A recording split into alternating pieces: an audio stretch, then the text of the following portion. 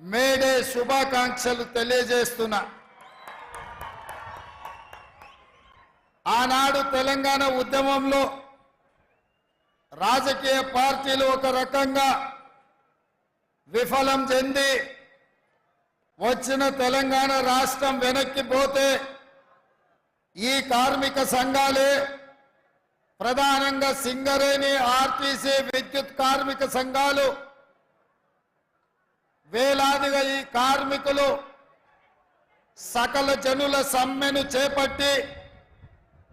ఢిల్లీ ప్రభుత్వాన్ని ఒప్పించి మెప్పించి తెలంగాణ రాష్ట్రాన్ని సాధించి ఈరోజు మనం సగర్వంగా కోరుట్ల జగిత్యాల గడ్డ మీద నిలబడి మాది తెలంగాణ రాష్ట్రం అని చెప్పుకుంటున్నామంటే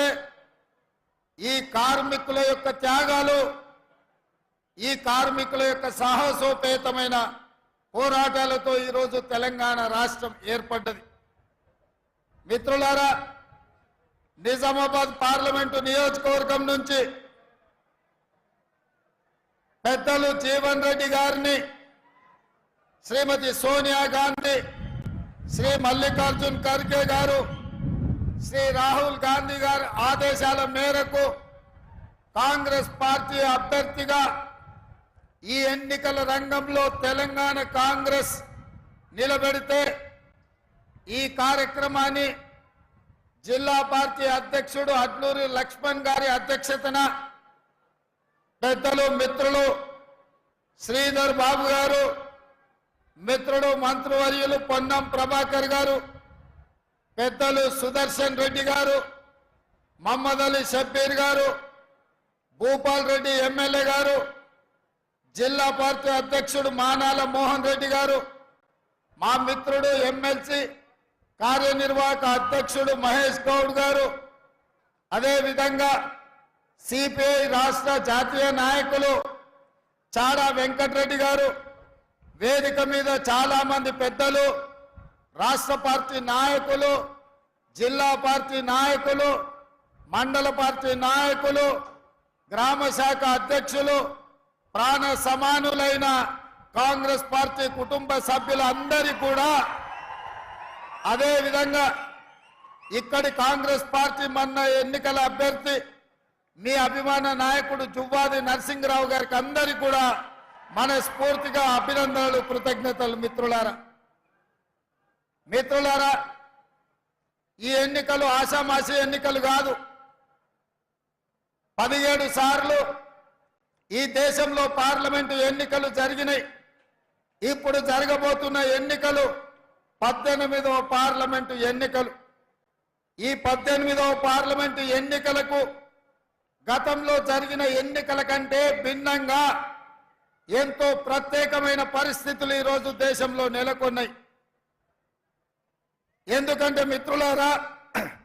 ఈరోజు భారతీయ జనతా పార్టీ 400 సీట్లు గెలవడం ద్వారా రాజ్యాంగాన్ని మార్చేసి దళితులు, గిరిజనులు, బలహీన వర్గాల రిజర్వేషన్లు ఎత్తేసి ఈరోజు పేద వర్గాలను దెబ్బతీసి కార్పొరేట్ కంపెనీలకు, అదానీలకు, అంబానీలకు ఈ దేశాన్ని అంబాలనే కుట్ర జరుగుతున్నది. అందుకే ఈ మధ్యలో నేను విస్పష్టంగా భారతీయ జనతా పార్టీని సూటిగా ప్రశ్నించిన డాక్టర్ బాబాసాహెబ్ అంబేద్కర్, జవహర్ లాల్ నెహ్రూ గారు, వల్లభాయ్ పటేల్ గారు, మహాత్మా గాంధీ గారు కలిసి ఈ దేశంలో ఉన్న సామాజికంగా, ఆర్థికంగా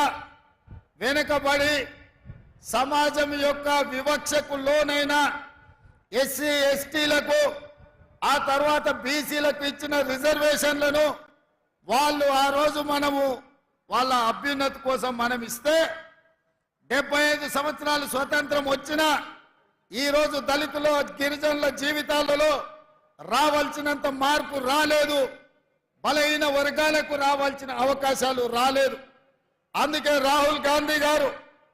కన్యాకుమారి నుంచి కశ్మీర్ వరకు 150 రోజులు 4000 కిలోమీటర్లు పాదయాత్ర చేసినప్పుడు బలహీన వర్గాలకు సంబంధించిన డాక్టర్లు, ఇంజనీర్లు, లాయర్లు, ఐఏఎస్లు, ఐపీఎస్లు, పీజీలు, పిహెచ్డీలు చదువుకున్న విద్యార్థులు రాహుల్ గాంధీ గారిని కలిసి ఈ దేశంలో మేము 52% ఉన్నాం, మా జనాభా లెక్కలు వేయండి, మా జనాభా దామాష ప్రకారం మాకు రిజర్వేషన్లు ఇవ్వండి, మాకు నిధులను కేటాయించండి,